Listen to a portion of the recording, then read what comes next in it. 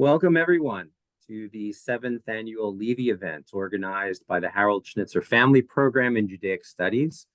I'm Michael Weingrad, and we have a really special program lined up with exceptionally talented people.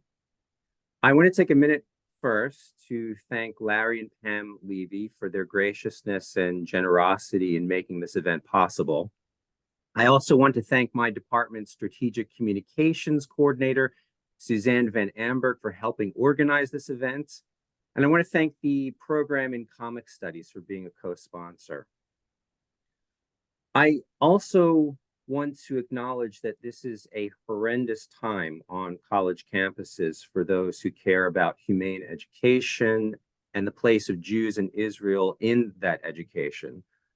Portland State University sadly has been no exception in the intellectual and moral dereliction of much of its administration and faculty in the months since October 7th, which is all the more reason why I'm glad for us to be speaking today with three brilliant artists from Israel. We will also be joined by an equally brilliant writer who will participate with us in our conversations today. She'll be joining us shortly, but I want to welcome Galit Dahan Carlibach, an award-winning novelist and one of the most prominent Israeli writers of her generation.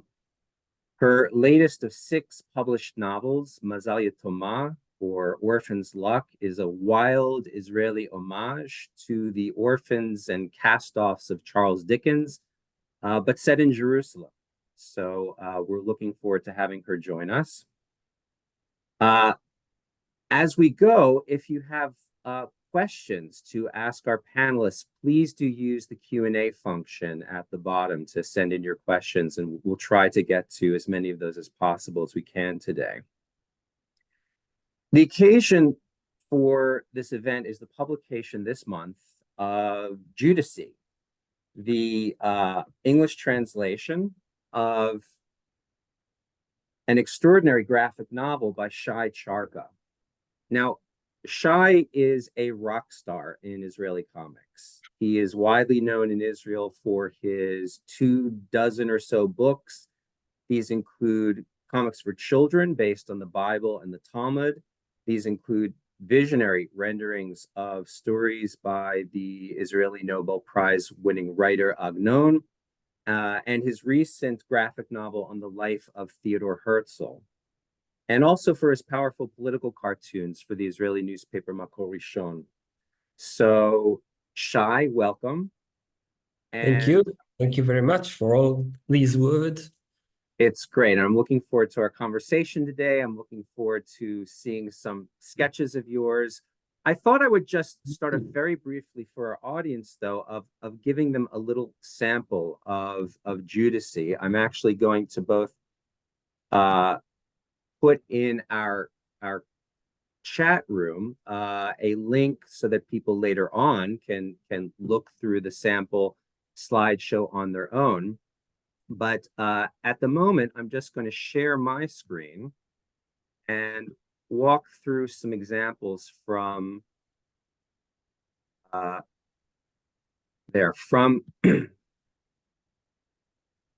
the book.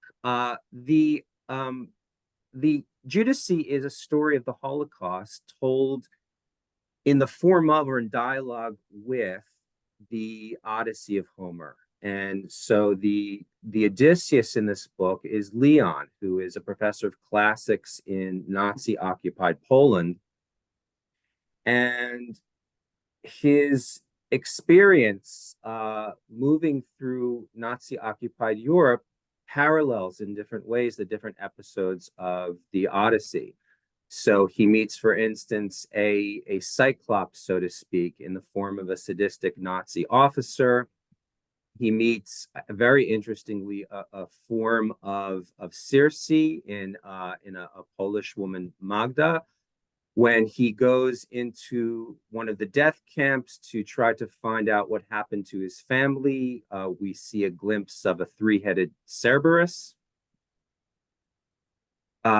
When we we see the blind Tiresias from Homer's Odyssey and in the form of his uncle Shaul. We see moments of hope and humanity, even in the darkest of times, and his passage ultimately to the land of Israel under British occupation at that point. And we see his arrival into a widow named Neely and her son Michael, and a sense of homecoming when he finally arrives in Tel Aviv. So I hope people will get a chance to look more at the images, and I hope buy the wonderful book, which is available now on Amazon. But I wanted to start off, Shay, by asking you how this idea came to you. How did this project gestate? Well, for years before I started doing this project, I thought that the Shoah, we should treat it by legend as well, aside to testimonies and bringing numbers and searching in historical tools and telling stories that actually happened in a very precise way for the way that people who experienced it, how they tell it. But aside to all these, I thought that legends should be a tool to deal with it, because I learned it from the Talmud, actually, because there was a Shoah once, even more than once, maybe not in that measures like the Shoah of the 20th century, but the Khurban Bet HaMikdash, the first temple, the second temple, it was a kind of Shoah.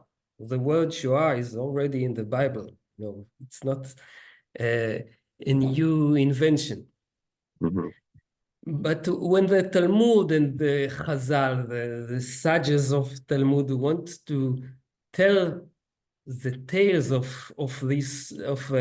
that Shoah that they experienced, they are telling legends. So I thought a legend is a way to tell something that is much bigger than reality can contain. It actually happened in reality, but it's too big for reality. So I thought we should have legends about the Shoah, and it was an idea in my mind for years. And one night when I was out of home, and I don't really sleep good when I'm not in my own bed, I saw a film.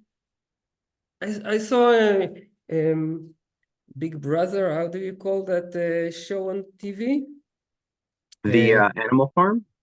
No, wait, 1980. No, Or you mean the Big Brother show?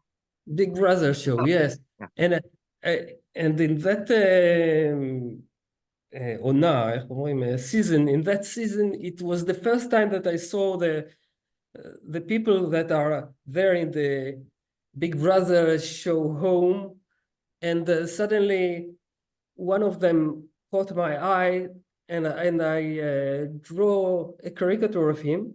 It was a kind of caricature himself, and he gave me a will to start to deal with a new character in comics.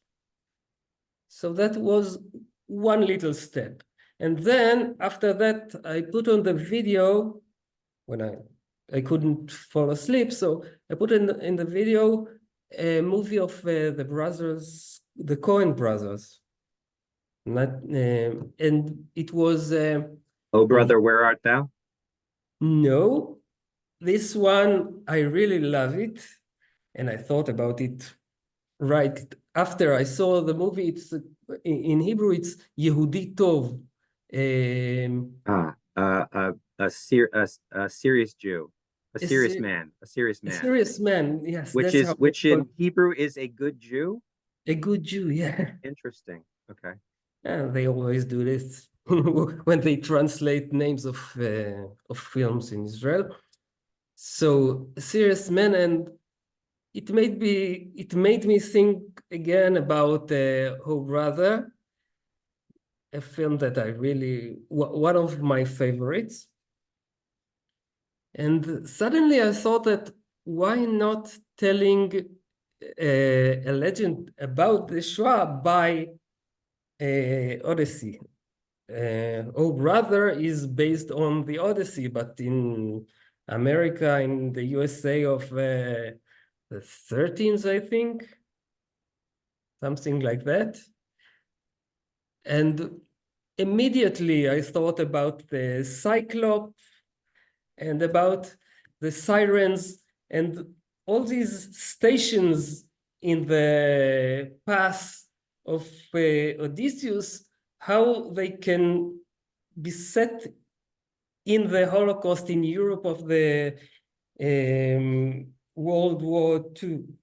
Mm. So, and Can I immediately ask you I wrote it something in. about a can I ask you something about a particular panel, which is I mean, there's so many extraordinary panels and pages in the book, but some of them are clearly directly parallel to the encounters between Odysseus and the monsters.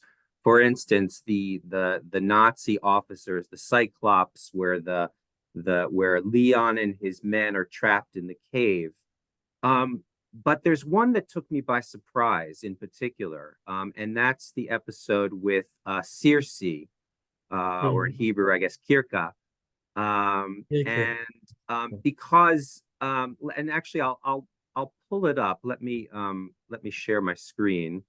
Um, but it's uh, it's a bit different. And I wanted to know if you could talk about it. Let me just find the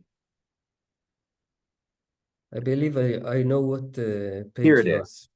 Take. Yes, so this is a moment where where Ah, Leon and his group of Jews actually are taken in. They're given shelter by a Polish woman named Magda, and Leon, when he walks in, he's starving. He's been struggling to survive, and he is bracing to see enemies everywhere. And he walks in and he assumes that Magda is an enemy, and it's this extraordinary page here with these images from the history of modern anti-Semitism, from Nazi propaganda, and I wondered if you could talk about how you put that page together. I think a very important issue that I wanted to deal with is dehumanization. People are becoming animals. People are presenting as animals by others. The Nazis present Jews as animals.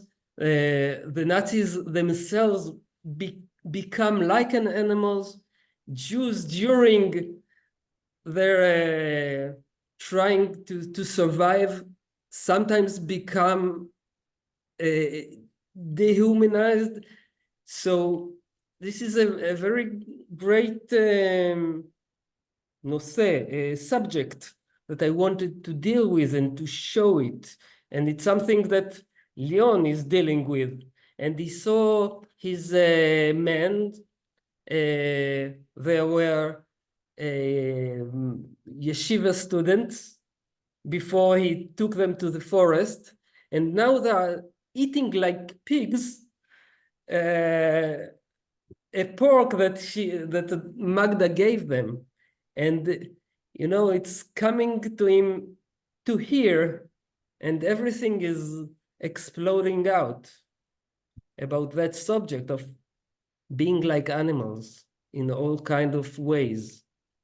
Yeah, It's interesting to me that it makes it really difficult for him at that point. I mean, he lashes out, he attacks Magda, even though she only has best intentions, and it seems to be Mhm. part of that experience of anti-Semitic dehumanization that And it can he asked for her forgiveness right after.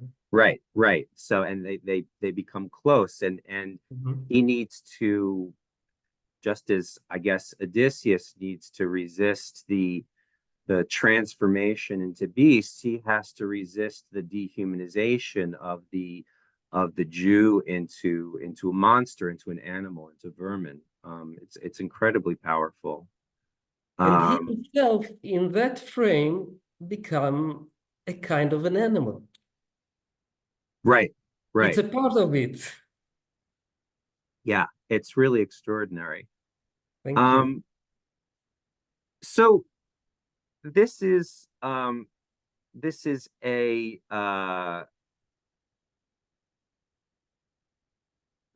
Holocaust story, and it's the Odyssey, but it's not just a Holocaust story. It also strikes me very much as a story of Jewish homecoming, maybe Mhm. even more so than being a Holocaust story, in the way that Odysseus has to make his way home to Ithaca, and come back to his family.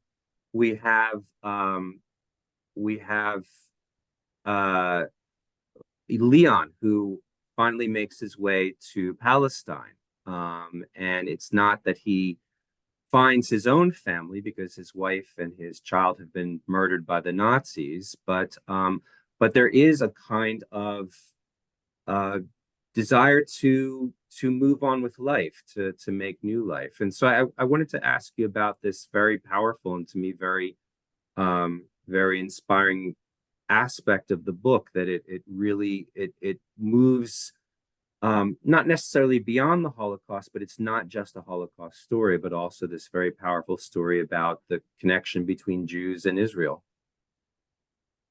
So what is the question? So how important was that to you in fashioning this? How much did you think about this? What was that a part of Homer's story that attracted you? Or do you feel like that's something that you added in? No, I think it's a part of the story. It's Leon was trying to become European. He has an uncle, Shaul, which is Admor. He's a rabbi. He has Hasidim, his disciples. And Leon took off that way and became a professor. And he was specialized with ancient Greek mythology. He looked for, as Shaul, his uncle, tell him, you are looking for gods and heroes of Europe, and you got the monsters. And it's a part of coming back to somewhere. Leon doesn't go back. He's not Choser b'tshuva. He's not going back to religious Judaism, but he's going back from Europe to Israel, where he never been before. And it's a journey, and he had to move through so many horrific stations in that journey, but there is the last station, which is Israel, and he will have to fight for living there as well. It's not paradise. And it's another thing. I'm not, Odysseus had to fight when he came home to get back his home and his wife. And there was the end of the story is peace between Odysseus and the people, the ones that left after he killed so many. But there is peace, and Odysseus gets back his home and his kingdom and his wife Penelope. And I think it's a chance. It, it's an invitation to think differently about how do we achieve peace in that region after we, as kind of Odysseus, are coming back home. What happened Right. there? How do we do it here? I don't bring it to the mouth of the people who reads my book. I let them think about it by themselves. What's Yeah, the and I thought it was important that that Leon does not, unlike Odysseus, who comes back to Penelope and his son in Telemachus, uh, the the the wife and the son of Leon here, they are murdered. They don't come back. And the sense of rebuilding, of reconstruction at the end, where Leon meets a widow, Neely, and her son Michael, and you get the sense that maybe this is a new family that can come into being, doesn't negate the awful experience that's happened before, but it's certainly a part of how this particular story of Leon plays out. I was reminded a bit of Job, of Iyov, the book of Job, in the sense that also has this, everything is stripped away from Job, and at the end of the book, he gets a new family, and many people really struggle with this because how can that possibly make up for what happened? But I'm wondering if since Odysseus, as we're reminded by the Coen brothers, is a man of sorrows. The great man of sorrows from the Tanakh, from the Bible, is Job, and I'm wondering if that played a role in how you thought of this No, story. because I know people who I knew that they are not with us anymore, but people who had families there and came all alone here after they lost their entire families. My brother-in-law, one of his grandfathers had a family of 7 kids, and they were all murdered, his kids and his wife, and he came back here and started all over again. And he was a kind of happy man. Hmm. So I don't need Eov to think about the Shoah in such terms. I want to take one question right now from Professor Jacob Howland, who I'm very glad to see here, and is the president of the magnificent new University of Austin in Texas, which is a place that is not seeing the kind of uh, moral decline and that we've seen in many campuses recently.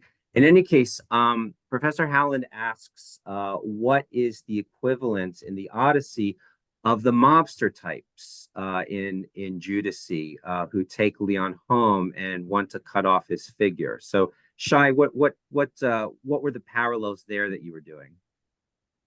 תוכל לתרגם לי איזה מפלצת? Mishpachat Piccoli, the family. Yeah, they're these sort of Italian mafioso types that at one point take in.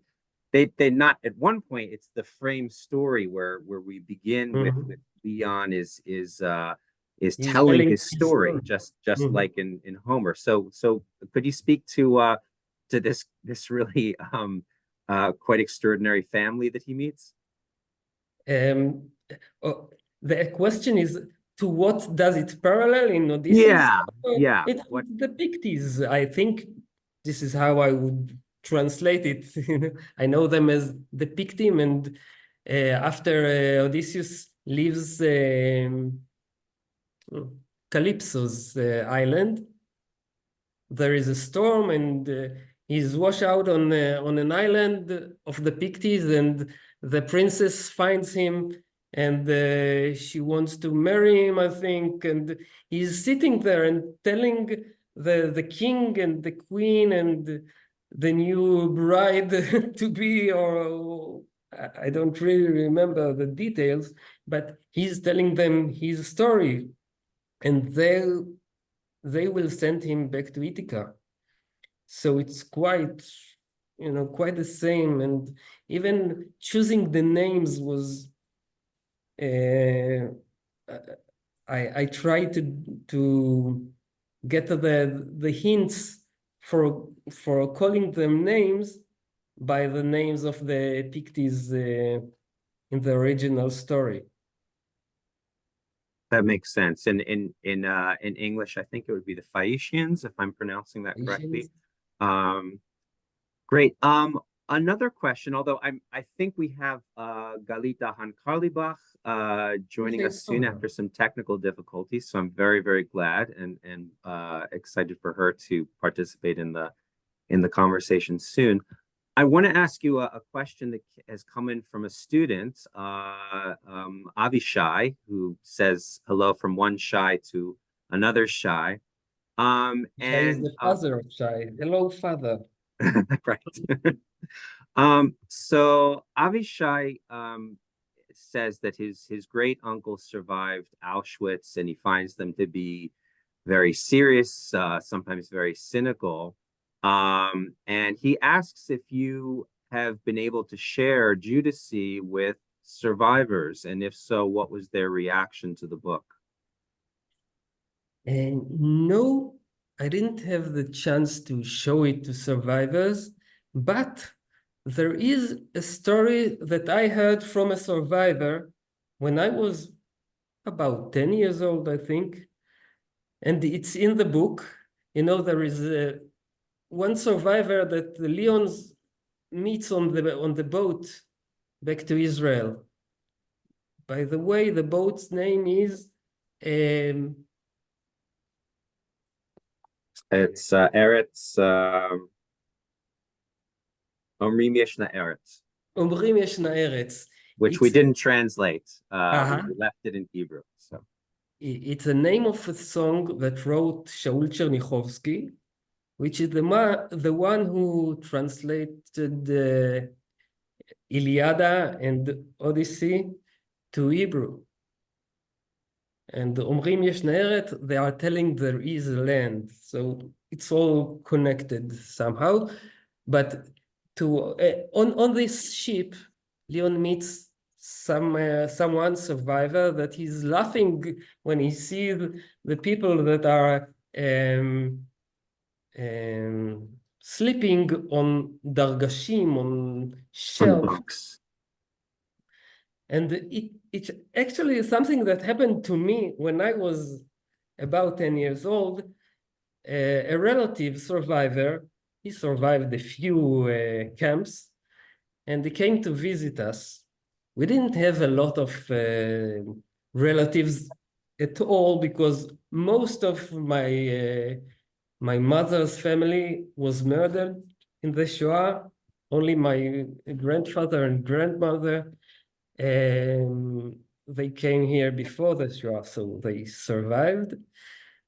But there was one relative who moved through some camps, and when he saw my brother and me sleeping on such a bed that it's one above the other, he started laughing, and we asked him why he laughs, and he said it's reminding me something that happened to me in the camps.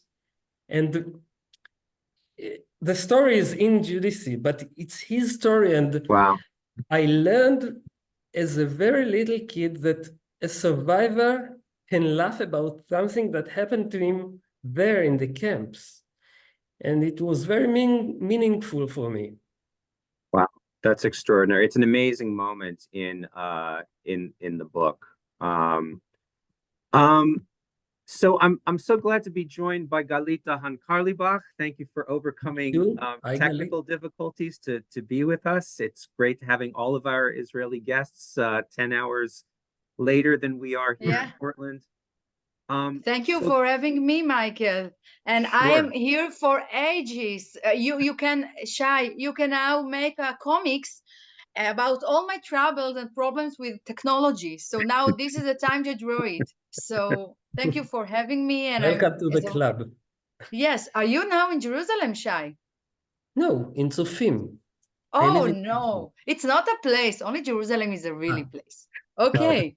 Sorry. So, yes. So Galit and I were talking earlier this week about the book, and one of the things that we were definitely talking about is the parallel to Odysseus talking to the blind prophet Tiresias, his descent into Hades, which is represented here as the death camp, as Auschwitz, where he talks to his uncle who has been blinded by the Nazis.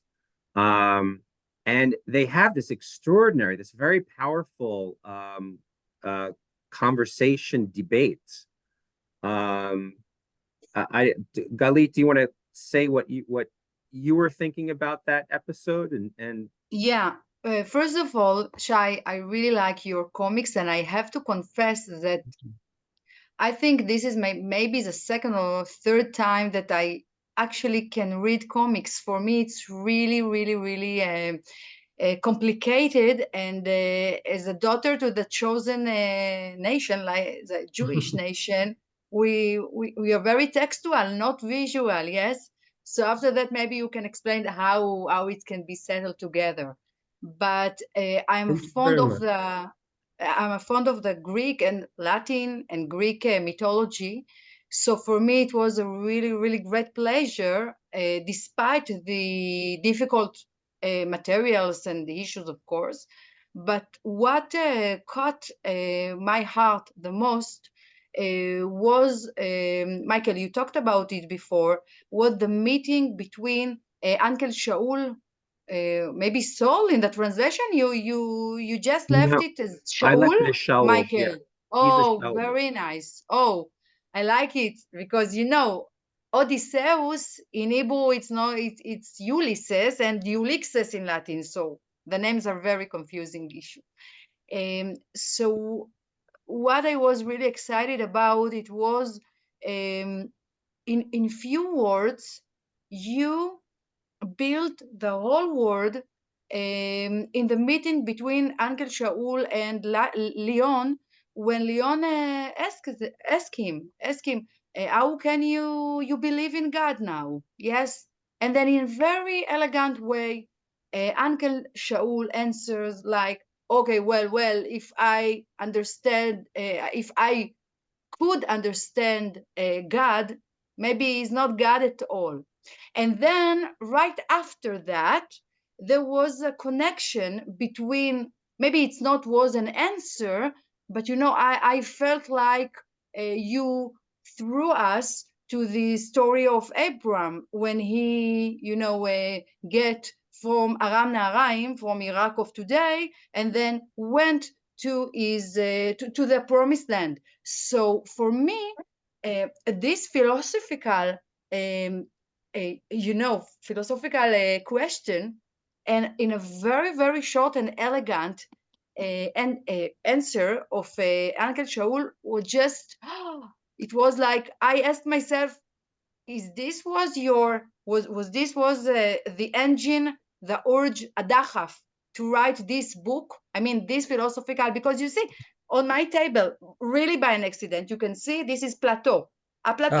So about a very, very, a lot of questions, a lot of you need many words to explain what is love, what is God, and like this. And you made it, Michael. You agree with me, no? That it was very Yeah, elegant to do it. yeah, and Maybe we don't agree with this answer, but the way that you draw it in your comics, it was beyond compare. No, I agree that the crystallization, just the way that Shai, that you just condensed these very, very powerful questions and issues is extraordinary. And I want to add to what Galit said, because it's this moment.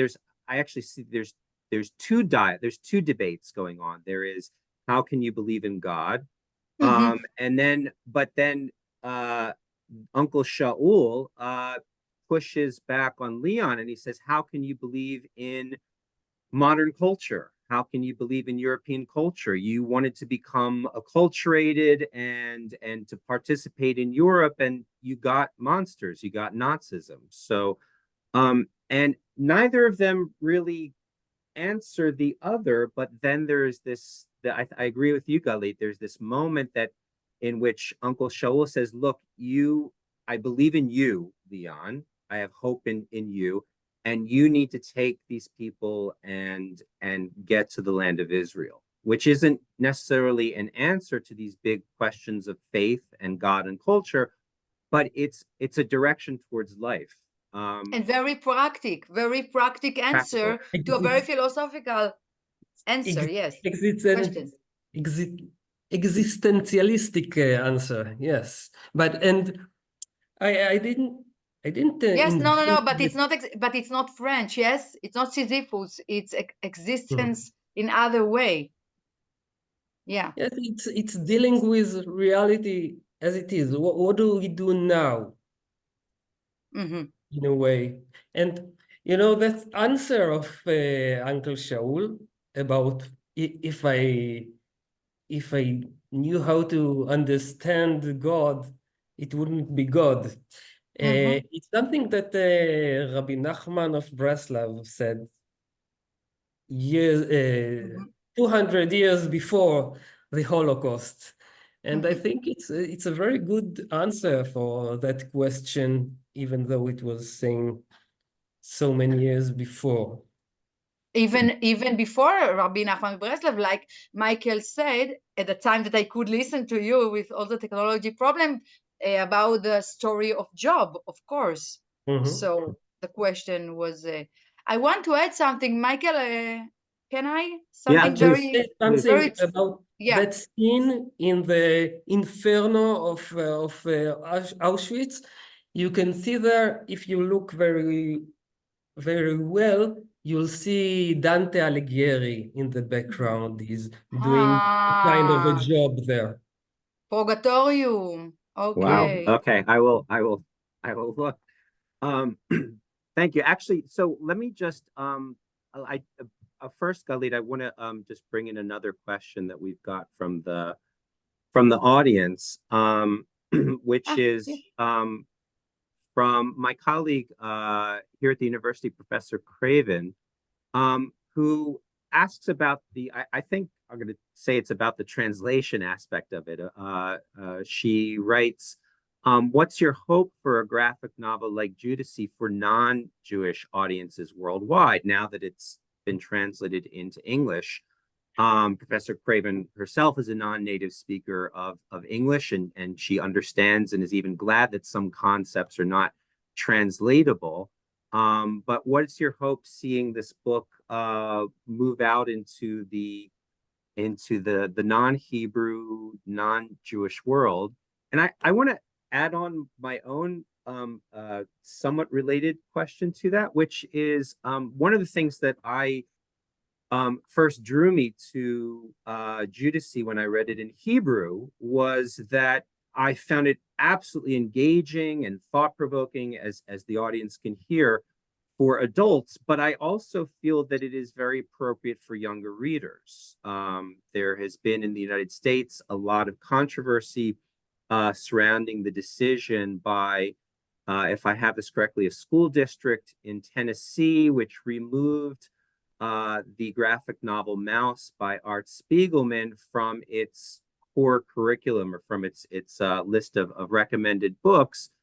I was not troubled by this because I would not give Mouse to my own children to read as a way of getting into the history of the Holocaust or Jewish culture. I think it's a very powerful book, but it strikes me as a very, very it's a book very much about Art Spiegelman's own family dynamics, whereas this is a book that I would absolutely be happy to give to 6th graders, 7th graders. So I'm curious about your sense both of the non-Jewish, non-Israeli audience for this, now that it's in English, and your sense about what ages do you see this as meant for? Well, I must say it's about to be published in France as well on August. Great. And for me, I want everyone to read it. This is what I really want, and I don't think about such things when I'm creating a book, a comics book, a graphic novel. I'm doing it for myself. In some, in most of my books that they are getting published as a series in a children magazine, so I consider my immediate audience, but I really doing it for myself, and I want to have it, to see it in my own eyes. So it's for me, and after that I can think who might read it or not, but it's not the way I'm doing it from ahead. And in about Odyssey, there is the book fair in Jerusalem every year, and sometimes a boy or a girl are coming to me with that book, want me to sign it, and I think they are too young for it, and I'm telling them it's not for you yet. Okay. But I think after the age of 15, 14, maybe it's okay. They can deal with it. Okay. Thank you. So you've kindly agreed to do some sketching for us as well, and I want to take we've got more questions coming in. So Galit, I want to bring you back into the conversation. So maybe we can do all of those at the same time. Shay, would you be willing to do some comics of me and you? Please. Yeah, oh great. So you'll share your pad. This is wonderful. Yes, just wipe up everything. Okay.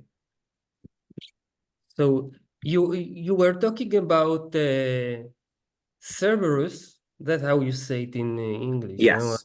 Because in Hebrew I would say it Kerberus. And Okay. there is there are kinds of dogs that are really very easy to be drawn as a person's. When we take a bulldog,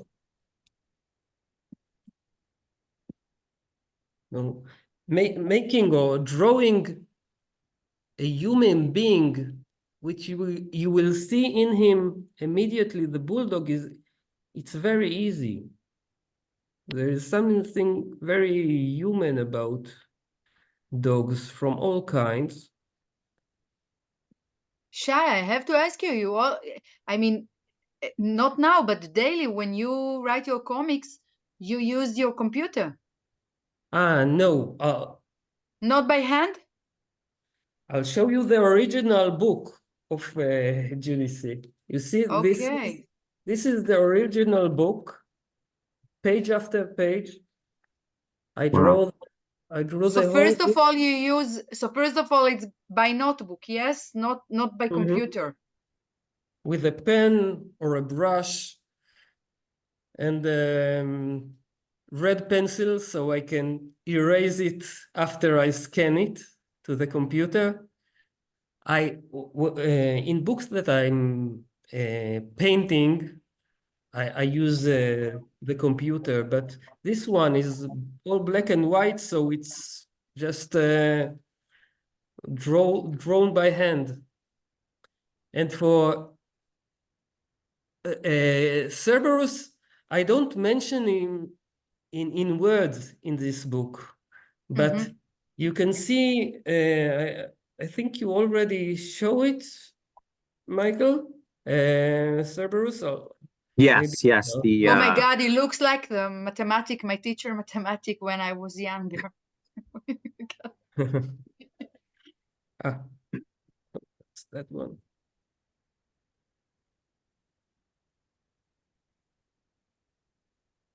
Yes, 24. There it is. You see the three gods, Ukrainian gods or Polish gods in the entrance of Auschwitz, standing as a one black gush, איך אומרים gush? One body, one mass. One body, yes, with three heads of human bulldogs, and there is even a tail in the back. So it's my way in just drawing to say in the entrance Can you enlarge can you click on it, Shay, so that we can see it? No, when I click on it. Or I can, yeah, just because it's a thumbnail sketch now. Or I can pull it up. No, let me not. What do you see now? Where we just see a thumbnail, a small. We see all the different pages small. Can you click on? I'll go into it again. I'll try again. Yeah. Stop sharing. Oh. Right. Thank you. Great. Okay. So this is a way of saying in that Odyssey, there is a Cerberus as well. I'm not telling it to you by words, but just by drawing it. Right. Right. And maybe I'll find Dante for you. Yes, I want to see. Try again.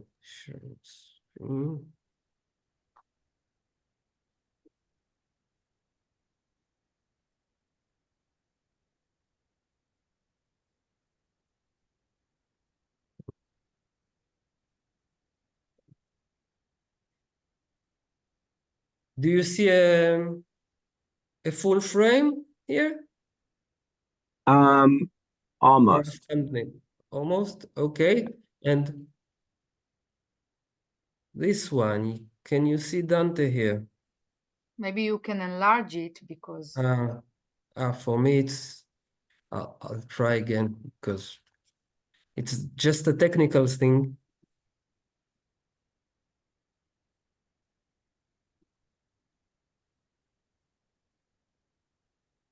How is it now? Still small, but oh yes, okay. Of course. Now I see him. Yes. He's moving, he's behind the word balloon. Yes. Moving to the right, of course. That is Dante. Extraordinary. I'm sure there's where is Virgil? Where is Virgil? No, he's not here. But there are many hints drawn along the book in many kinds of ways. I did things like that. Yeah, and one of the things that I love about your work, and I think of it particularly, I'm holding up a copy of the English translation of your Agnon stories from foe to friend, and there's so many little in English we call them Easter eggs. I guess eggs. Easter, these little kind of hidden kind of clues and little additional little treasures that you find there all the way through. I guess we could call it an afikoman in Hebrew. Okay. Why Easter? Because of the eggs that there are. Yeah, you go around looking for the little the hidden eggs. So I love that part of your work, that it's both powerfully in a very clear and direct way, and then there are all these little details that are just absolutely wonderful and important. Let me take some more questions. Christine McKinley says that you said earlier, Shay, that this happened in reality, but it's too big for reality, and she wants us to know that she wants to ask more about the original spark of your idea. Is this book a way to understand a history as a kind of more about what you meant by legend. Is it a heroic journey? What kind of made it kind of come together as this desire to mix these two types of stories? And I think by the way, and Shay, if you would rather sketch your answer, or either way is really great. I don't know if in that case I would rather I would prefer to sketch it, because, and I think I just said it. There are things, it's quite rare, but an event like the Shoah, you can't really contain it in your in the way that we see reality. It's I can't really contain the what happened there. You know, it's too big, it's too cruel, it's too everything. And when, even if I would take the stories of 6 million Jews who were slaughtered in the Shoah, and I would tell each one of these stories, still I won't have in my mind the Shoah. Right. You can't have it in your own mind, because we are living in such a different reality. You know, I feel now a bit strange, because I think after 7th of October, it's a bit different for me. Now I can contain it a bit more in my reality. I can put it in reality a bit more, because the horrors that we've seen there are, we can imagine a bit better what happened in the Shoah.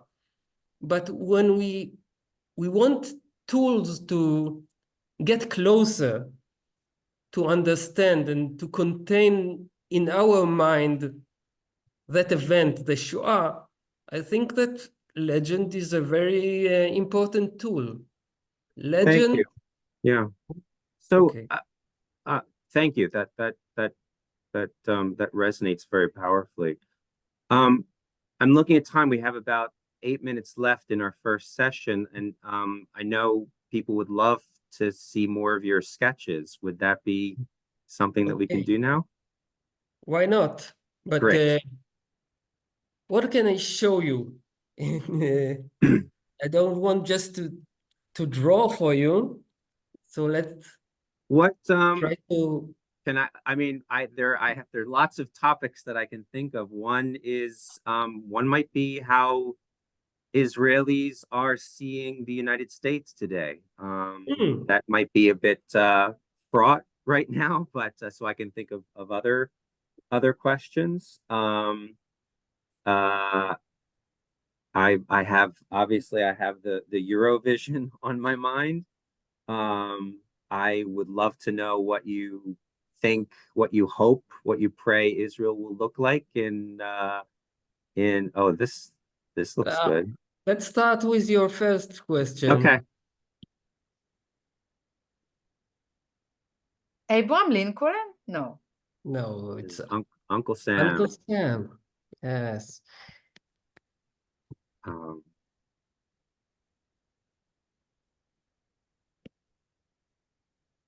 By the way, I know that we've got a number of really great questions, and so I will apologize in advance for not getting to them all. But maybe this is great. While I'm drawing, you can ask me the questions, and you are men, Shay, but men can't do two things simultaneously. There is a side of a woman in me, I suppose. Well, one question I'll ask this because I think it's also not just a question but a reflection, and this is from a student who talks about mentions the difference between the endings of Homer's story and Leon's story, and mentions that the last image in the novel is actually on a page past the novel itself, and it's a picture of Leon and his adopted son, Michael, in a jeep as smiling soldiers. So presumably, if the story of Leon is taking place during World War II, this is 1948. This is the Israeli War of Independence. The student says, as a non-Israeli, there's sorrow for me in the final image of homecoming after the Shoah, being one that suggests the perpetual state of war that's been so central to the Israeli experience. But for the Israeli audience, maybe this is a more hopeful image. So the student is just curious what, and Galit, feel free to jump in here as well. Oh my goodness. I'm so focused on the draw. The carrot is the stick. The carrot is the stick, yes. Oh, I laugh so I don't cry. How do you I get? just want to I want to say something Yeah. because Shay, you talked about the legendaries, the legend, the fable, legend. You mentioned this word, and I thought about Aaron Appelfeld, my favorite Jewish and Israeli writer, Zichro Livracha, passed away 5 or 6 years ago. And then he was a child when his mother was murdered in front of his eyes, and then he just escaped with the partisanim to the woods, to the forest. And then in one of his many interviews, he said that for him it was like a legend because it was so big and so enormous event. So he used to say and calmed himself that tomorrow if I will see a white horse, so my mother will come, and the legend will be ended, will get to ended. So I just recollect. Yes, so I just thought about the word that you used. It very interesting. I didn't know about it. Thank you. I didn't know that he said that. Yes. And but I have to answer a question about. Look, I think it's said for everyone that people who came from the Holocaust had to right away get into a war, and it really happened to a lot of them. People had no names because from the ships that brought them from Europe after the Shoah, they were sent to the front and died, and nobody knew who they were. There are some of this kind, and others just they survived the Shoah and they had to fight for the עצמאות, for independence. Independence. For the independence of Israel. And I think it's sad for everyone, but this is what Leon will have to do now. But in a way, it's not so sad because being able to fight for your independence, it's a privilege after you're going through a Shoah. Well, maybe that that's a way of bringing our first session to an end. I want to thank you, Shay. Thank you, Galit. Thank you to the audience, and remind everyone we're just taking a 10-minute break, and I'm going to put 2 links into the chat. One is another slideshow that you are welcome and encouraged to look at of samples from the work of our 2 guests for our second session. And I will also put into the chat a link to an English translation of one of Galit's stories as well, so you can get a chance to sample her wonderful writing in English. So thanks everyone. Please join us in just 10 minutes. We'll take a break, take a look at the slideshow and the materials, and we're looking forward to having more conversation.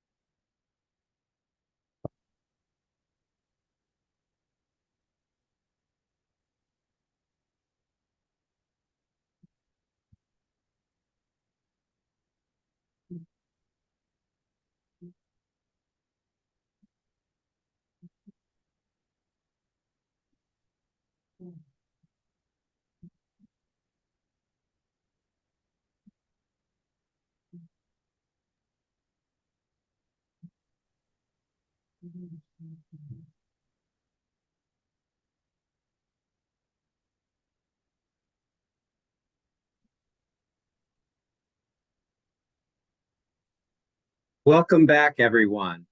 Welcome back to the second part of today's event. I am really honored to be joined by two exceptionally talented artists and graphic novelists, Gilad Seliktar and Miriam Vilner. If you have not had a chance to see the slides that we've assembled of images from their work, right now I'm putting the slideshow into the link to the slideshow into the chat, so you can click on it. I encourage you to look at just a small sample of the extraordinary work that they've done.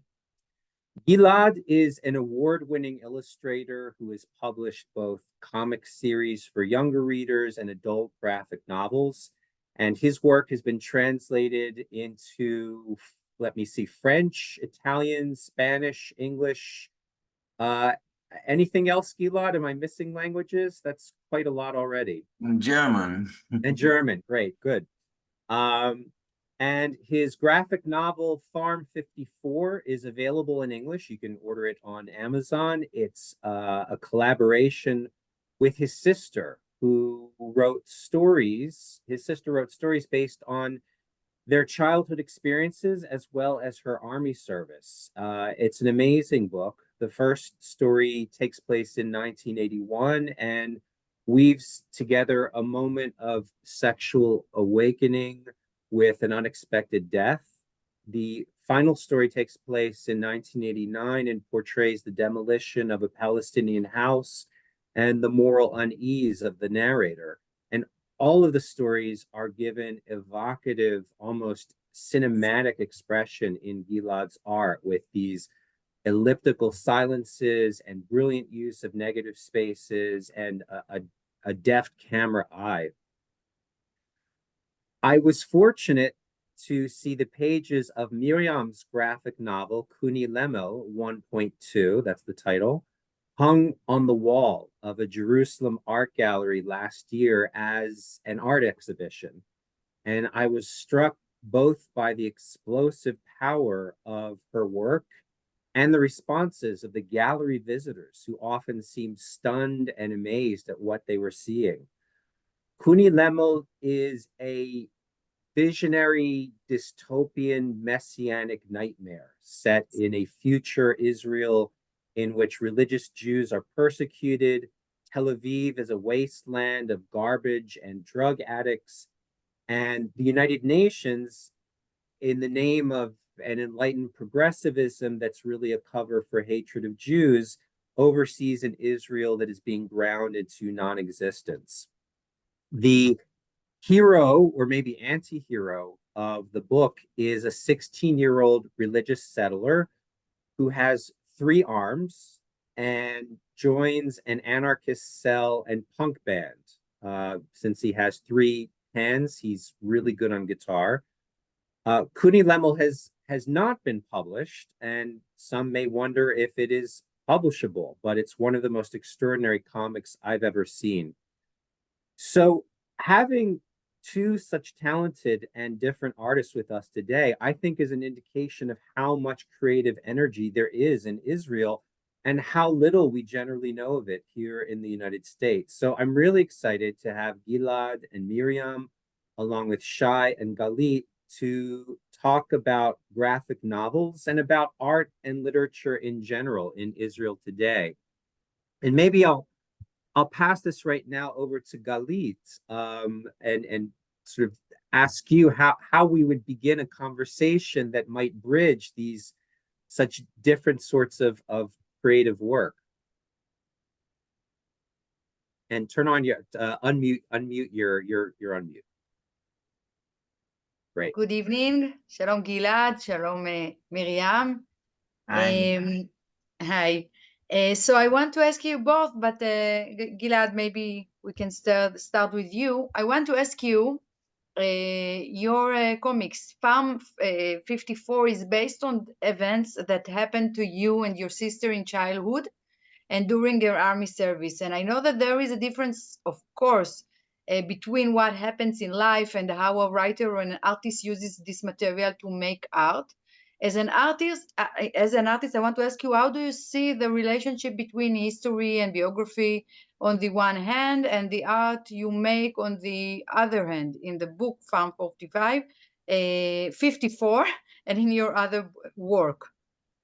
I'll be happy to share it with us.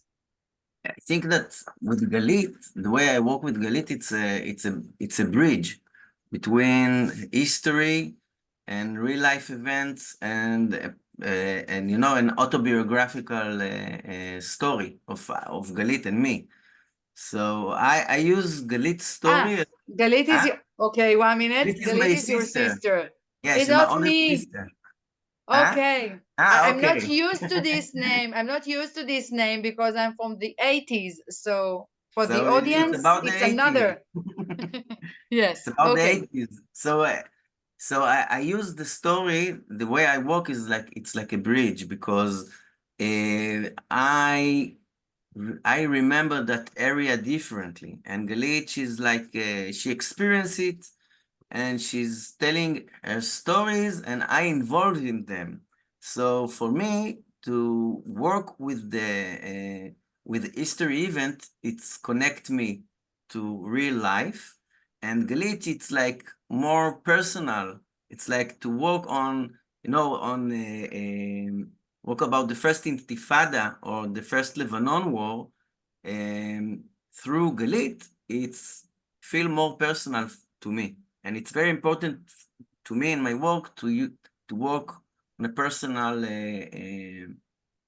more personal. And in my other work, I have a book, Tzav Shmone. It's like my self-experience in Cloudpole from 2012.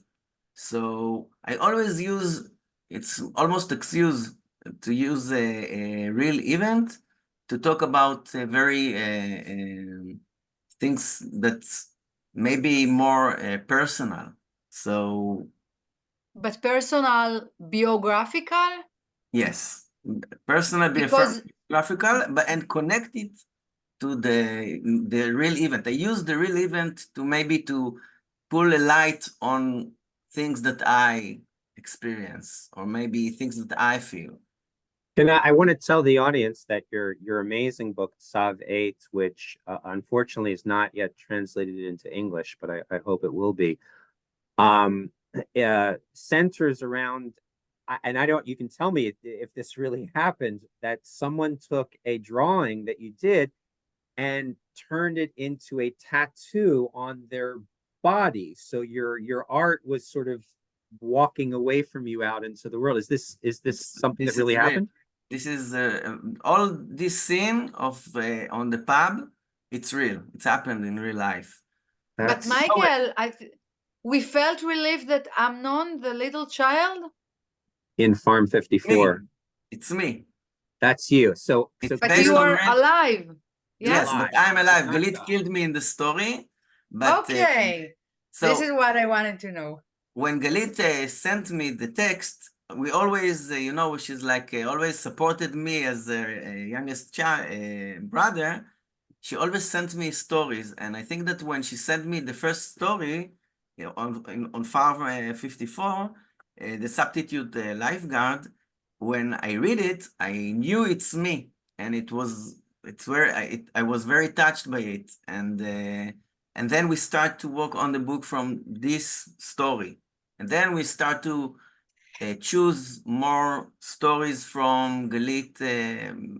She wrote about the Noga character. It is classic because you are two of you are a brother, and like Esav and Cain veHevel, Yaakov Esav, they want to kill each one each other. Oh, but Jacob and Esau, yes. But we don't know how I jumped into the water, so it's a mystery. So Miriam, I want to ask you as well, and to combine it with another question that I have, just in your work, and I've seen both the Kuni Lemo graphic novel, and I've seen some of the extraordinary art that you've done with ink and with fabric and other materials for the Israeli poetry and art journal Yehi. So I'm curious if the personal or the autobiographical plays a role in your art, but I'm also very curious about one specific aspect of Kuni Lemo, which is punk, because it is both a comic book that has a punk band in it, and the spirit of the graphic novel strikes me as very punk in spirit. And I would say, just stereotypically, as an American reader, if I'm picking up a work of art by a religious woman in Israel, I wouldn't normally expect to see such a kind of punk sensibility. Can you talk about both the personal and whether it plays a role or not a role in your work, but also this one particular aspect of punk music, punk attitudes in Kuni Lemo? I really like punk music. When I was younger, I was heavy stutterer, and one time I heard the song of the Who, which called My Generation, where they stutter in the song, and I felt like there is some place that I can stutter freely in the world, because I didn't meet this kind of music, and then I started to listen to Sex Pistols and some English punk, and then New York City Dolls. I really liked music, and in the Ulpana we were some friends who were outcasts. We liked science, we liked music, we were reading a lot of sci-fi and fantasy together, and one of the friends was Russian, and she exposed me to Russian punks, which is much greater and bigger punks than the poor little things of the US and England. They are a lot angrier, they die faster, they die younger, and the music is full of rage, like I feel it until now. And they came from the working class like me. I'm a worker in the factory, and the people that I work with have wonderful stories. And then the music and all the people with their stories, and where I live, and the people which I hitchhike to work with. It's messed up all in the comics. Wow, that is amazing. And I want to Michael, actually... shall I ask which Ulpana it was? Because it is a wonderful Ulpana, not like my Ulpana at all. Okay. Can you explain what an Ulpana is for our American audience? I'm sorry? Can you explain what an Ulpana is? Ulpana, this is a school only for girls, high school only for girls, which I think is a wonderful idea, because we had a lot of girl power there, and we laughed about men and young men and males in general. We were so superior to them. That's how we felt, and this is a good point to start with, I think. Oh, okay. I'll keep on silence, because today I'm a leader. I'm not the bad guy today, Michael. Well, okay. No, actually, I want to also to continue from one of the strands in Miriam's amazing answer, and now I need to learn about Russian punk. But about science fiction and fantasy, and because that seems to be something that is very strong in your work, Miriam. I think it's very strong in your work, Galit. In the so Galit is not only a wonderful novelist for adults, but has also written 2 extremely popular sci-fi fantasy novels for young readers, the Arpilea series in Israel, And Gilad, I'm not familiar with your more science fiction fantasy comics, but I believe that that's also something that you have done as well. So maybe we could talk about now, Shay. I don't really know that you have done much with sci-fi or fantasy. So you might be the odd person out. So maybe we can talk about the role that science fiction and fantasy plays in your work or not. And Galit, can we maybe start with you? What's the difference, I guess, between science fiction and fantasy for young readers and maybe more realistic or more, I mean, what you write for adults? Actually, I don't think that there is a big difference. I mean, okay, now we are talking in front the big America, which likes to catalog everything, you know, and in genre. But I think that the real and the great literature, you can't really catalog it. I mean, if you think about the books of Kafka, what is it? Is society satire? It's horror. If you think about Don Quixote by Cervantes, I don't know how to say it in English. Cervantes, it's okay? Yeah, So Don Cervantes, Quixote. yes. Yeah. So it's definitely not only one genre that you can catalog it. And I think that the main question when I start to write is, you know, I always think about Aristotle when in a very tiny book, Poetica, he wrote the difference between historian and writer. So historian writes about the things that happened and really happened, and the writers write about the thing that could be happened. So maybe yes, this is a question that leads me when I see something very malformated in our world, and there is so many bad and evil. So I have question, and I don't know if I want to solve. It's a big deal to solve. It's a big word to say solve, but my question, my vision about it, it's what could be happened if someone wouldn't do like this and this and this and this, or so this is my thought about science fiction or fantasy, or yes. Great. Gilad, Gilad, I've read your two graphic novels that seem to me to be very realistic cinematographic, although I like the way that you say that you also, as an artist, you have to decide what you're going to use. Can you tell us a bit about the place that science fiction or fantasy has had in your work?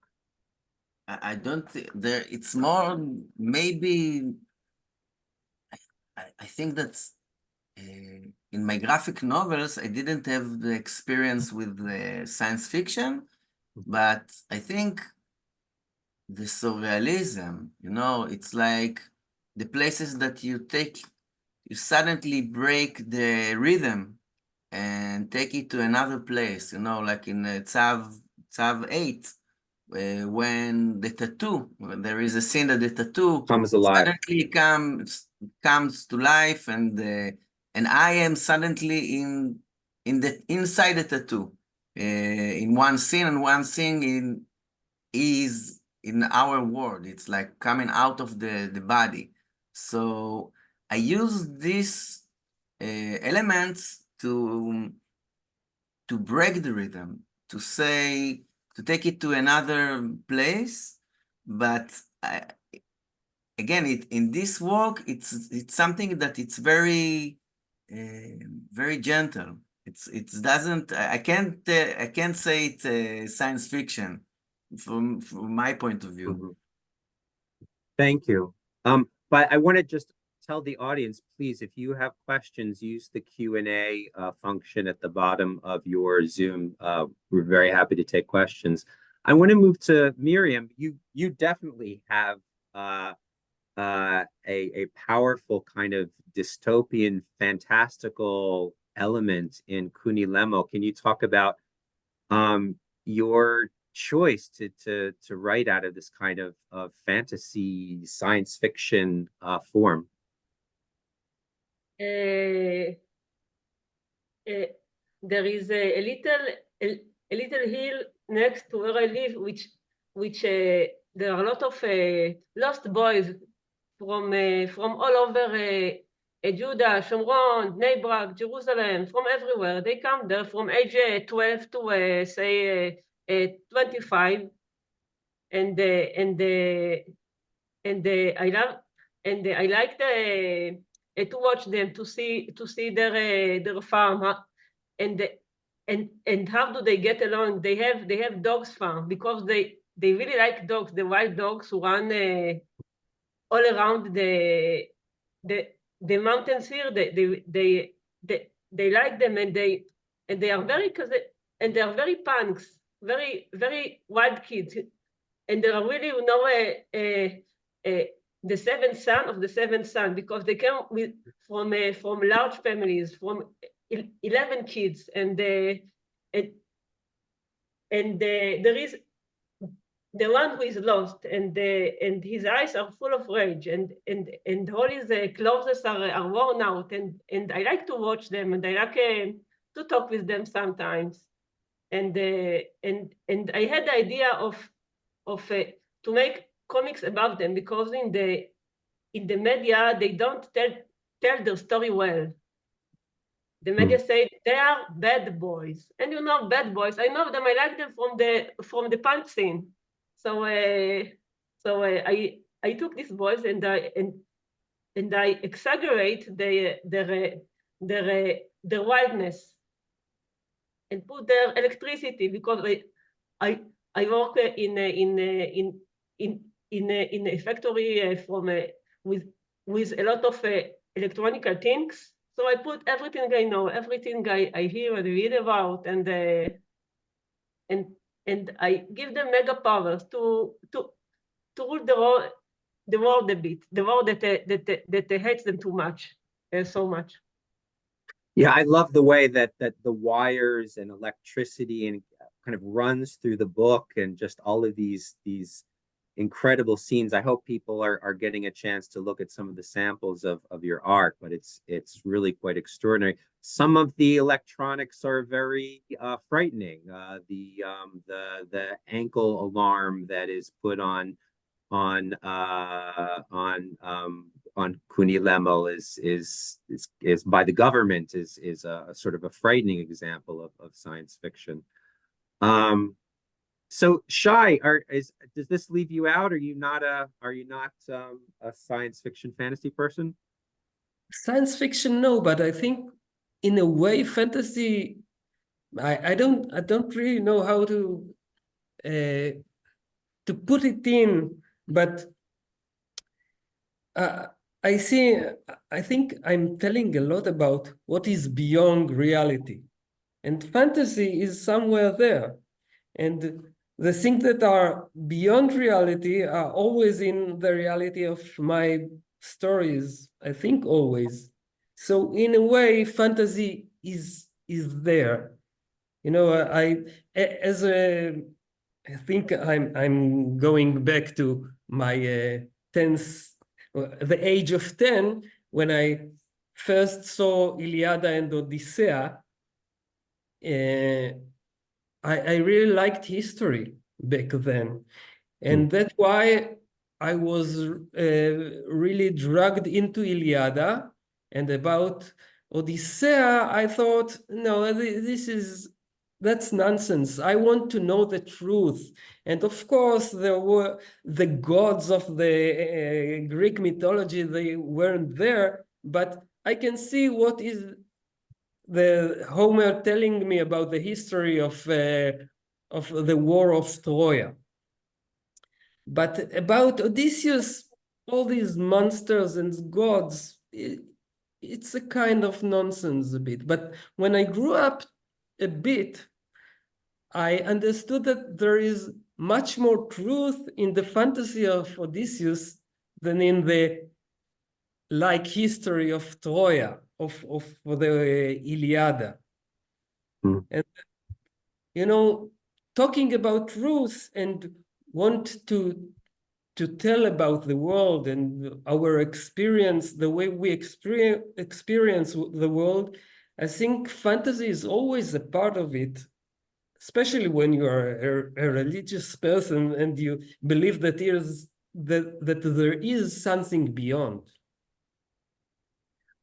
One of the questions that's come in is basically saying that talking about fantasy, science fiction, history, the relationship between, as Galit put it, what happened and what could possibly happen. So the question is that much American discourse today seems to be a fight over whose historical narrative is the truth, whose story is the truth, and asks how do you all see your art and truth? Is that something that resonates for you?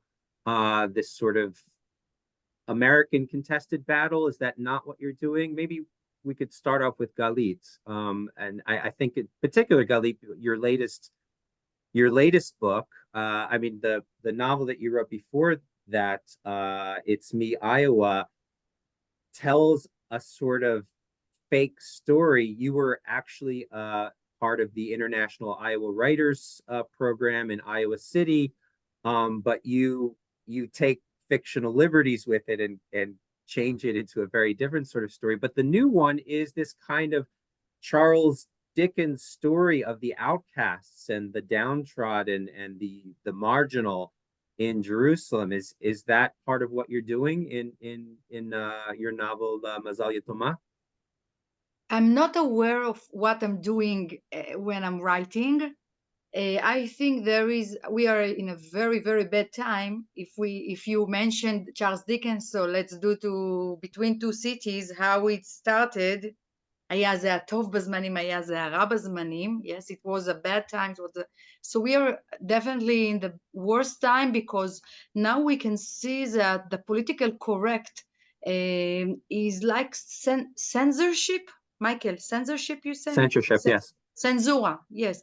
Yeah. So, and it's also happened in Israel. I mean, I remember that Miri Regev, few years ago, she was she's the Minister of Culture. Minister of Culture. You know much better than me. Yes, you know. I'm in my apartment here and don't know about politics, but she said that they need to encourage the writers, the Moroccan writers, and to get stipendia for their art. Now, you know, I'm Moroccan by two sides, and I'm always happy to share my bank account, and everyone can give me money. It's okay.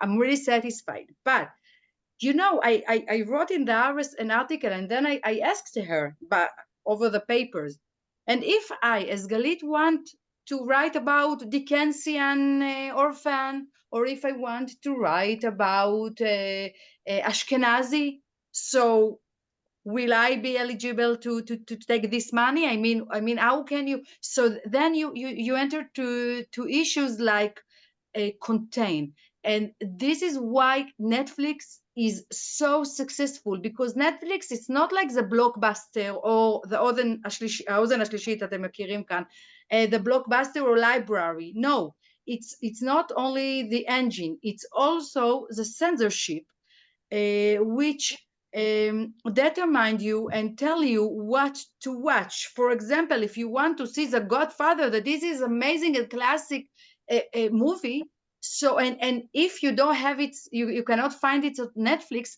so you can see that Netflix will find you something that like a crime scene movie, but The Godfather is actually not about crime. It's about family, about loyalty, about love, about anything.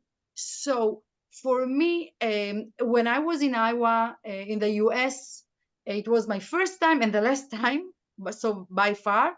So maybe you will invite me. I don't know if it's okay, if the audience don't want to throw me now tomatoes. So the last time when I was in the Iowa City, they told me, don't write a love story, big love story, and between American and between an Israeli. And then I thought myself, why not? Actually, I'm the writer, I'm the narrator, and I want to do it. So for me, to be a writer is not to be myself at all. It's very boring for me. All the time as a writer, we have a lot of depressions. We don't want to be me. Yes. So I want to escape from me, very away. So for me, I just want to realize and find out new words. And for me, it's much more than ideology. My ideology is what my character today will eat for lunch, than what she will think about the French Revolutionary.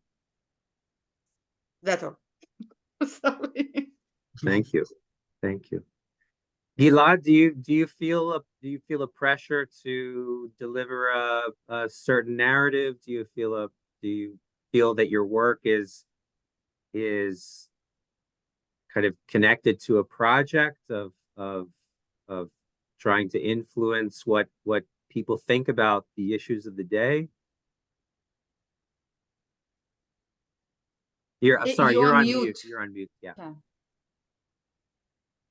If I understand the question, I think that I don't feel the pressure in the way I work, because most of my book are very personal. So it's like I'm always start with something that happened to me, and then I start to develop it. But it's like, and for me, my books, it's like a therapy. So it's like diving into myself. It's so personal that most of the time I don't think about the audience. So I don't feel the pressure at all. I think what it's important to me, it's like to,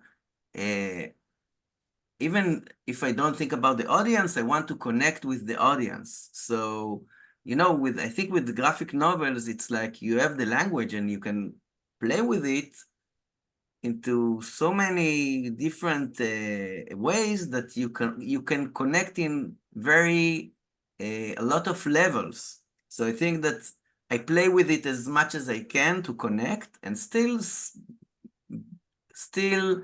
be in my turf. So I don't feel the pressure, but it's depend. I think that by the way, I think that each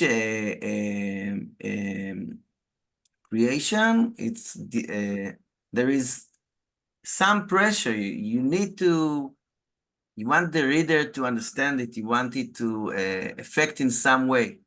So you need to be very, very exact. So I think maybe this is the pressure that I feel.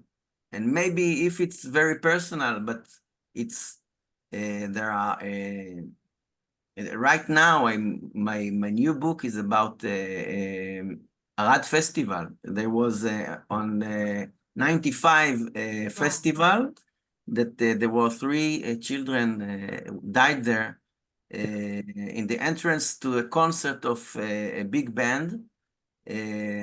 So I work on that book, and I think about about how I'm going to deliver it with a lot of respect to them. I want to capture the moment, and capture the trauma, and I wanted to do it very gentle and very exact. I think this is the pressure I feel. And you never know how people react, by the way. No, you never know what happened in the world in the day that your book is coming out. It's like, in Israel, it's like we live like that all the time. If you are making a book about a war, when your book will come out, there will be another war. So This is true. This is true. Miriam, I don't know if you want to pick up on these strands. I also see that there's one question asked about how we can imagine it was kind of, I think, inspired by your description of the all-girls school as a freeing space, and asks what the role of feminism might be in the kind of art and responses that we have. Is that a framework that you find useful, not useful, relevant, not relevant? Everything is useful and relevant, and I think that there are there are feminist heroes in my comics, or the mothers and the mothers who stayed in the settlement after all the men were killed, and the Titzchak, the girl that bombs everything around, and for the last question that you asked for me, the comics, is like I have two lives, like Dr. Jekyll and Mr. Hyde. In Dr. Jekyll, I work in the factory. I do what I need to do. If it's wrong, I fix it. If it's good, it's good, and it passes to the other worker. But when I am Mr. Hyde, I can do everything. I don't care if you don't like what I do. Don't read it. Don't look at it. Don't watch it. I don't want to sell it. I just want to do whatever I want. And the only place that I can do it is the comics, is the page, the blank page, and the ink, and there I am the queen. And I have to say, I mean, I think it's telling that that the book has not been published, but I saw it in an art gallery as this, on the walls. Although I have to say, I hope that it is published. I hope that it is translated. It's really extraordinary work. But I see, Galit, you've been nodding your head a lot about I think particularly in the Jekyll and Hyde connection. I don't know if that's resonant for you, or do you want to respond to that? To the part of Mr. Hyde? Yeah, well, yeah. Is that is that resonate for you, or? I like the most what Miriam you said about the two parts, because when you create something, so there is a parallel world. So I remember myself, by the way, in the Ulpana, that it was my worst part in my life, and I never want something only one gender to send my kiddos or myself. It was really, I can't say trauma in Israel now, but it was a very, very not nice and pleasant. For me also, but friends, that was the problem. No, yes, but but Sphira is really okay. Is really okay compared to where I had been. But I want to say that when I was younger, so I just waited to the time that I can dive to other world, and to do as much as I want to create. So אני מזדהה. I sympathize with your, yes. Let me connect that. Actually, oh, Shay, did you want to jump in here? Yes, I'm curious about Miriam, about the place of manga in her work, because when I look at it, I thought this is a manga. I'm not an expert about manga, and I don't really think I understand it. So it's I want to ask about that. I don't like manga. I hate manga, and I don't read manga. But I draw with ink, and that's what I do. I'm sorry that it looks like manga. Now you disappointed him. No. Can you talk about? For me, it's look like underground comics, like very European. Like talismans, like old talismans. In Jewish talismans, that's where you can see the drawing and the words working together hand by hand, and that's what my comics is doing. Can you say a little bit more, actually, because some people have asked questions about influences. Miriam, could you say a little bit more about the influences on your graphic novel? Who are the people who've kind of influenced or shaped your work and your art? There is one big American influence on me. There is an outsider artist who is called Frank Tank Jones. Frank Tank Jones, who who created by drawing a cage for his demons. He was a prisoner, and all the things that he do was cage for his demons, and his demons are looking so happy to make bad things, and the cage that he draws are like made of feathers, and I saw that the comics is like the cage for my bad things to do that I want to do, and I like, and also talismans, all Jewish talismans where the drawing can get really freely, you know, because in the Jewish world we can't draw freely, but when you draw talisman, you can be really free in your drawing, in how big, how little, how big is the word, how little is the word. All it is like another world of thinking, of drawing. It's amazing, Michael. I have to say something. It's amazing for me, but because when I read or watched your comics, I thought about Philip Pullman and about my grandmother, and the demons part was really cut my heart. So I thought about Philip Pullman in the Matzpen Hazahav. Matzpen Hazahav, yes. So I had the demon on, yes, and then about my grandmother that she told us how to behave with diamonds all the time. So it's amazing that you mentioned it. Shay, who are the influences for you in your work, and did that change at all between Judessey and your other work?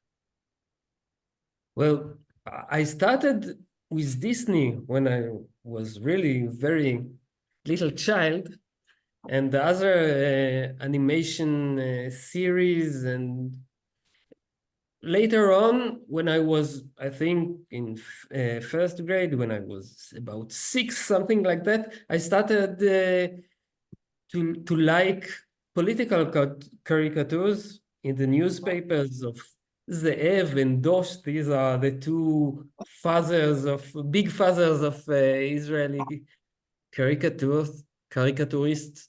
And I didn't like comics when I saw it as a child, because what I saw here in Israel was just things like Tarzan, Ringo, and it didn't talk to me at all. But when I was about 11, 12, I first saw Asterix. And then I realized that I really I love comics. And later on, I met other creations of mostly French artists of comics. So the most influential creators on me were Francophonic. Mm-hmm. And yet in the United States, if anyone who thinks about Jews and comics immediately thinks about superheroes. That is such a powerful connection, but it doesn't really apply to, it really leaves out the rest of the world, and particularly the French, the Franco-Belgian tradition. Can you maybe, and I think you've thought a little bit or talked a little bit maybe in the past about why superhero comics are not a thing in Israel. Galit asked me before about Virgil. Where is Virgil in my Inferno? And I think Virgil comes here to the story because Augustus asked Virgil to connect between the Romans and the Greek mythology. So Virgil created the Iliad, the story of Aeneas, who was a prince in Troya and came to Italy and started founded Rome. Yes, Romulus and Remus were his grandchildren, I think. And I think that there is a connection between that story and the way that Americans started drawing superheroes. I think that comics of superheroes is a kind of instant mythology for a great nation which became great in one day. As a very young, it's a very young nation, but it's so big, and it needs some kind of an ethos, which is not there because they don't have history. So they have to invent a mythology. And this is what, in the way I see it, I think this is the role of the comics of superheroes in America. And that's why it doesn't speak to anyone else in the world. That makes sense. It really is our mythology. Gilad, I want to ask you about your influences. I will say personally, when I was reading Farm 54 and Sav Shmona, that I felt like I was watching great French cinema, just Eric Romer but who are the artists who have influenced the way that you work? I think that when I started Farm 54, I was very influenced by Chris Marker, Leggett. I'm not sure I said it right. From 62. It's like a silent film. It's not a silent film. It's like a movie that it's frame by frame. It's like, you know, Leggett? No, I haven't seen it. Okay, so it's like a voiceover with the photographs, black and white, and it's a science fiction, by the way. It's fantastic movie. And, you know, Trans Malik movie, especially the Thin Red Line. And from comics, it's Tiao Matsumoto. It's a Japanese artist that works. It's a very wide range of genres he worked with. And Italian GP. If you know, his work is very good. Admon Bohadin, a Spanish comic book artist. You know, and Art Spiegelman, Mouse. I think it's a masterpiece. From modern cinema, I really like what David Fincher's doing. It's like it's very the way he work with the narrative and the aesthetics. I think it's connect them in a very unique way. It's like almost mainstream, but is like again, a bit it's like off and dark. Yeah. Yes. Yeah. So I think that I'm very influenced by these, especially this artist, I think. But, you know, it's like, you know, the way something that I like about music, it's like the way the rhythm in Radiohead albums, the way I see it, it's like the way they edit their albums, what songs comes before and after, that's the way I edit, you know, what that's how I look on the rhythm in my books. It's like from loud, quiet. It's like a very way to take the reader with you and to how to take him and experience the story. The way well, I love the way that both, in that sense, both you and Miriam, that music plays this role both within the works and the way in which you create. And I see that too in Judessey by Shay. There's the scene with the parallel to the sirens, where we have a Yiddish song, Yiddish wedding music, right? Shane V'de Levana coming in, and that kind of mix of the musical and the visual. It's so amazing the way that you're able to do that. I know we're moving towards the end of our time, and I want to ask a question that I'm sure is on the minds of all of our audience, which is just how is your position as creators, as artists, changed since October 7th in the current situation today?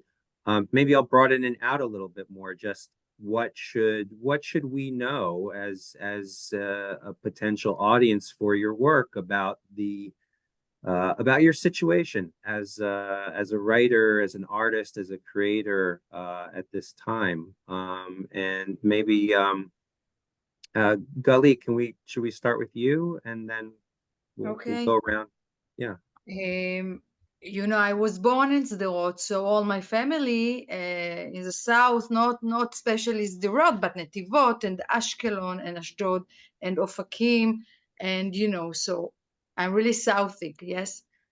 And it was the 2 weeks after what happened. It was like I was paralyzed. Yes, I just can read but not write anything. And I think that now I should, you know, be silent about it in regard to these issues. But it's really important to create things that I started before, and to do it, I eased my mind is like this. Yes, it's not really easy. I told myself that writing and creation is always anti-nature. It's you know, there is gravitation, so it's easy for us just to turn on the news and to hear all the time about how is horrible and horrified.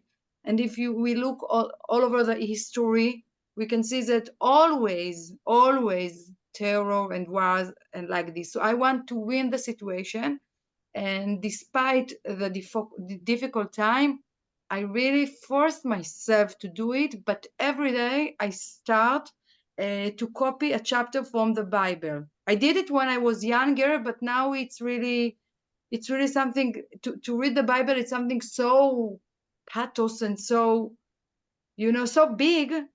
So this is what I can do just to take me back to my new novel that I'm working on. Well, I'm so glad that you're working on the new novel. Yeah, we will make a lunch here. Good. Gilad, can you talk about your situation these days, what you're working on, and what it is like to work? I just finished my new book, so when this happened, thanks. So I was in the middle of the creation of the book. So it's I think that for 3 months I couldn't draw anything. It was maybe to watch news and, you know, take care of, you know, the family. But I couldn't do anything. And maybe after 3 months, I started to come back to it. And I think that from the moment that I understand that this is the best thing I can do to help myself is to create until, you know, and diving back into the story and finish the book, it was the best way I can help myself, because I couldn't help anyone. I was a little bit in shock. Maybe I'm still a little bit in shock. So, and I have to say that there was a project that I was supposed to take part of that was about what happened, and I couldn't do anything. It's like I think that I still need a perspective. I still need a time to understand with myself what happened with me, and then I can start to create and, you know, respond to what happened. But I'm sure that it will come. But I think that, you know, I'm sure that each one of us take his time. The process is a little bit different in each one of us. So I think that I need more time. But when I see other artists say something about it and do something about it, it's like a comfort. It's like a nechama for me. Great, thanks. Miriam, what are you working on these days? I'm working on another comics, which is called the Atom Bomb of Judea State, and it really comfort me to draw it, and I know that if we lose, maybe my grandchildren will see the comics, and it will give them the power to fight back, because we are Jews. We cannot give up anytime. We are always in fight. We are always, someone is running after us. We are a bit in peace and quiet for 1 minute, 2 minutes, 1 year, and then boom, again and again for thousands of years. So I wanted to give them power by to pass them the anger, the urge to act, and not to be to faint, and not to forget themselves.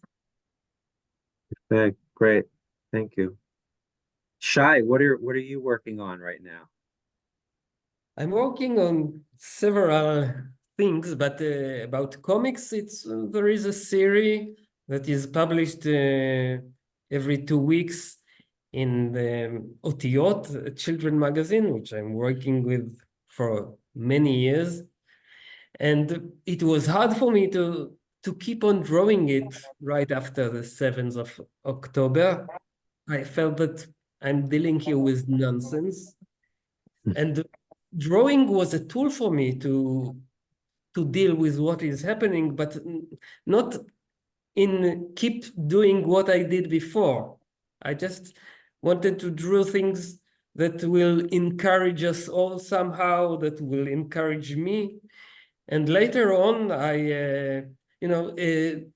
families of soldiers that were killed and people that were murdered somehow asked me to draw something for them, for their memories. And there was that project that Gilad didn't took part in, which I took a story of someone, of a hero of that day of the 7th of October. His name is Aner Shapira. And I draw it for a bigger project that will be published. I can't say because it's not really mine, so I can't expose it. But it really helps to deal with these things, with comics, with drawings. And as Gilad said, I'm sure that after a time of processing, there will be a kind of project, of a full project that will help me deal with what happened here. Well, thank you. Well, I'll read the last question that we got from the audience. Just says, you are all very talented people. Thank you for being here and doing what you do. And I could not agree more. I'm so glad that we've got to spend this time together. Shay and Galit, Gilad and Miriam, you're just amazing creators. I'm really appreciative for the audience to be here right now with us, and I want to encourage everyone to seek out these different voices, and just to emphasize how important translation can be, just to get this kind of cultural news, things that we recognize, things that are wildly different. I hope more of this comes into English and more of this comes into our own country. And I think the more curious and open we are to these different kinds of perspectives and things that may take us out of our comfort zone, out of our familiar world, are all the better. So thank you, everyone. Thank you, Michael. Thank you. Thanks to you, Michael. And I hope to see you all this summer in Israel when I'm there next. We'll be seeing. Thank you all. Thank you. Bye-bye. Bye.